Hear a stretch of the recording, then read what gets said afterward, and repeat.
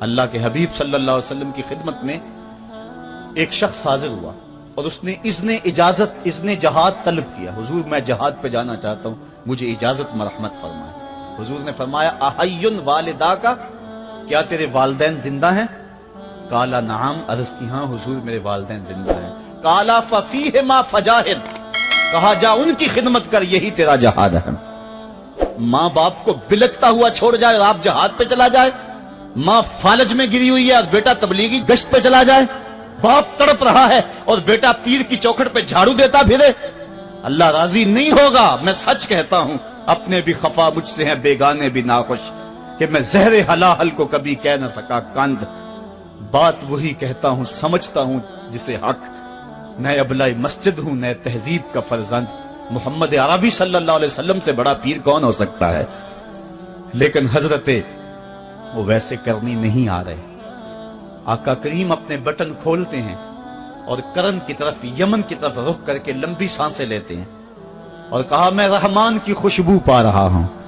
ایک دن صحابہ نے پوچھا بندہ نواز جس کے لیے تڑپتے ہو, جس کی ٹھنڈی ہوائیں آپ کو آ رہی ہیں, وہ آپ کا بڑا پیار کرنے والا ہے. کہا ہاں میرے سے بڑی محبت کرتا ہے.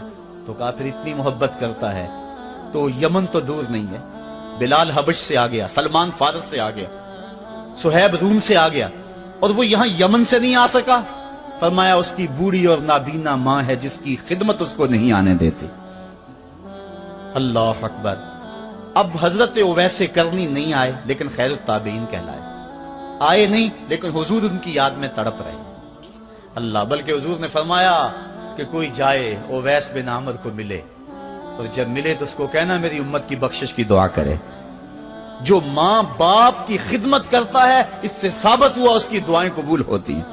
میں نے ایک روایت میں پڑھا ہے کہ جو آدمی روزانہ اپنے والدین کے لیے دعا کرے, والدین زندہ ہوں تب بھی, والدین فوت ہو گئے ہوں تب بھی, یہ عادت بنا لے, روزانہ ماں باپ کے لیے دعا کرے, ساری زندگی اس کے رزق میں بے برکتی نہیں آئے گی. اللہ اس کو رزق کی فراوانی عطا کر دے گا. اور جو والدین کے لیے دعا نہیں کرتا اللہ تعالیٰ کی رحمتوں سے محروم ہو جاتا ہے. حضرت ابو ہریرہ رضی اللہ تعالیٰ عنہ جب بھی ہاتھ اٹھاتے تھے تو یہ دعا کرتے تھے, اللہم اغفر لابی ہریرہ ولأمی ولمن استغفر لہما. اے اللہ ابو ہریرہ کو بخش دے, حضرت ابو ہریرہ کی ماں کو بخش دے, اور قیامت تک جو ہم دونوں کے لیے بخشش کی دعا کرے اس کو بھی بخش دے.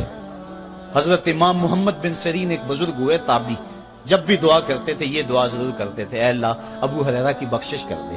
کسی نے کہا کہ تمہیں ابو ہریرہ رضی اللہ تعالیٰ عنہ ان کی ماں سے بڑی ہمدردی ہے. کہا ان سے جو ہمدردی ہونی ہے وہ تو ہونی ہے. انہوں نے کہا ہوا ہے اللہ ابو ہریرہ اور ان کی ماں کو بخش دے, جو ان کے لیے دعا کرے اس کو بھی بخش دے. تو میں دعا کر کے اپنی بخشش پکی کر رہا ہوں. تو والدین کے لیے دعا کرنا اللہ کی رحمت کو دعوت دینا ہے. تو فرمایا کہ جاؤ اویس بن عامر کو جانا اور جا کے اس کو میری امت کے لیے دعا کا کہنا.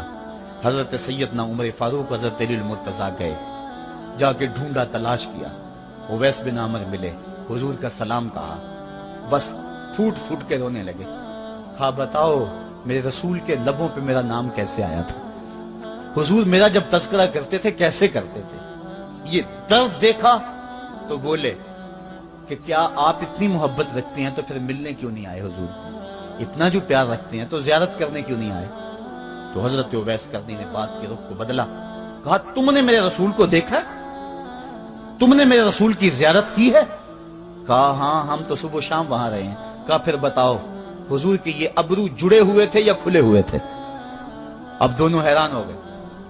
کہا تم نے تو دیکھا میں نے تو دیکھا نہیں, تم بتاؤ نا, پھر میں تو گیا نہیں, مجھے کہتے ہو گیا نہیں, تم بتاؤ حضور کے ابرو جڑے ہوئے تھے یا کھلے ہوئے تھے؟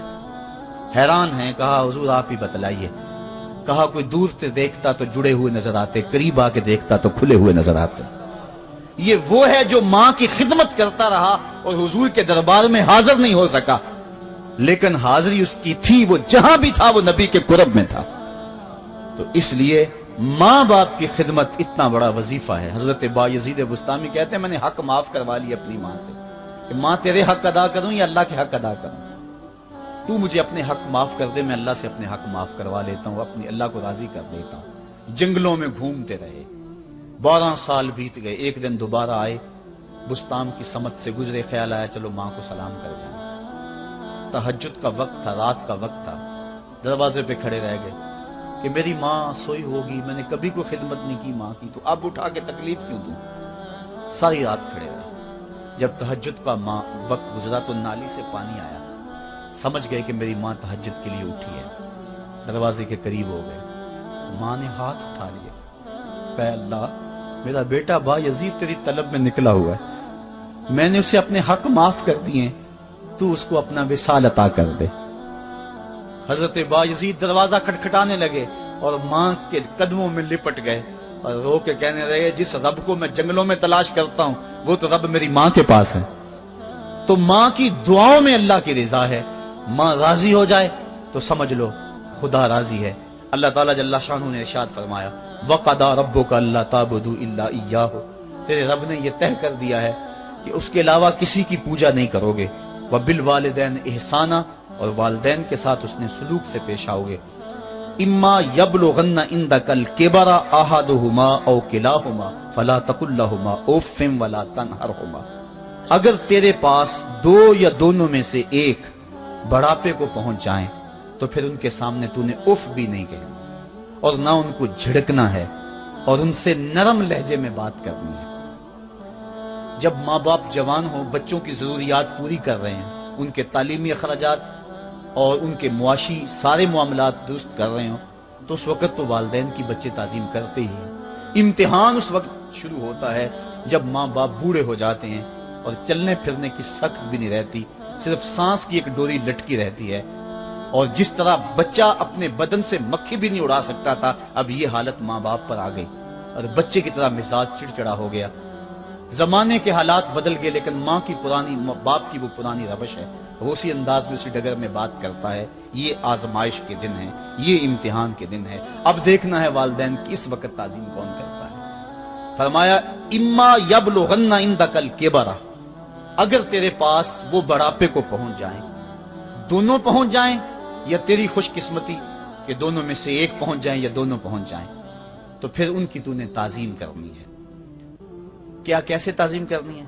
फला तकुल लहुमा उफ़्फ़िन, तूने उनको उफ भी नहीं कहना। हजरत इमाम फखरुद्दीन राजी के हवाले से मैं आज ही सुबह या गुज़श्ता शब उफ की तशरीहात देख रहा था। उन्होंने 12-13 अकवाल बयान किए हैं, लेकिन 2 कौल फरमाते हैं। उफ ये है कि इंसान के बदन के ऊपर जो शफाफ रहता हो, साफ रहता हो, मट्टी पड़ जाए, रेत का जर्रा पड़ जाए, तो उसको फूंक मार के उसको हटाता है, तो वो फूंक से जो आवाज पैदा होती है उसको अरबी में उफ कहते हैं। तो फिर उफ हर उस चीज के लिए मनकूल हो गया जो नापसंदीदा है। एक तो कौल ये है कि वालिदैन के सामने इस एहतियात से रहो। दूसरी बात आप फरमाते हैं उफ का मफहूम ये है कि जब माँ बाप बूढ़े हो जाएं तो बोलो बरास चारपाई पे निकल जाते हैं और इंसान उनको उठा के उनकी खिदमत करता है, सफाई करता है, कपड़े बदलता है।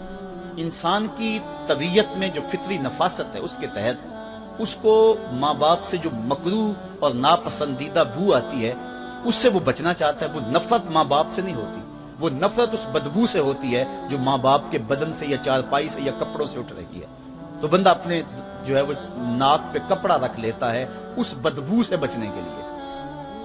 तो उफ के मफहूम को बयान करते हुए हजरत इमाम राजी कहते हैं कि इंसान को इस बात से भी रोका गया है कि तू अपने नाक पे कपड़ा रख के अगर उनको सफाई कर रहा होगा तो माँ बाप के नाजुक दिल पे कहीं ये बोझ ना आ जाए कि मेरा बेटा मुझसे नफरत कर रहा है।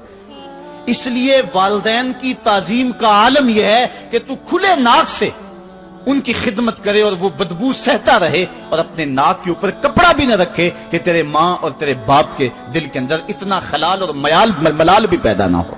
यह है उफ का जुमरा।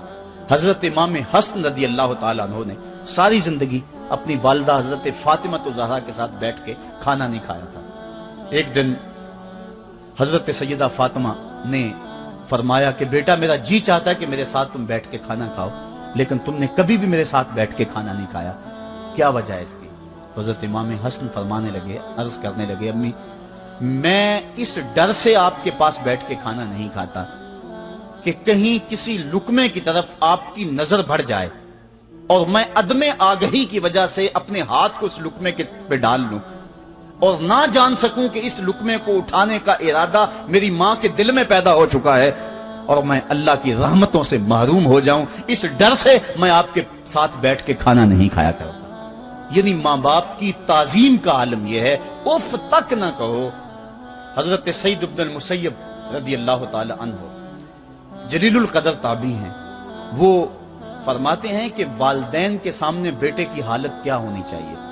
वो फरमाते हैं जिस तरह भागा हुआ गुलाम पकड़ा जाए और उसको पकड़ के जो है वो आका के सामने पेश कर दिया जाए, तो उस भागे हुए गुलाम को पकड़ के जब आका के सामने पेश कर दिया जाए तो जो हालत उस गुलाम की होती है, बेटे की हालत ये मां बाप के सामने होनी चाहिए।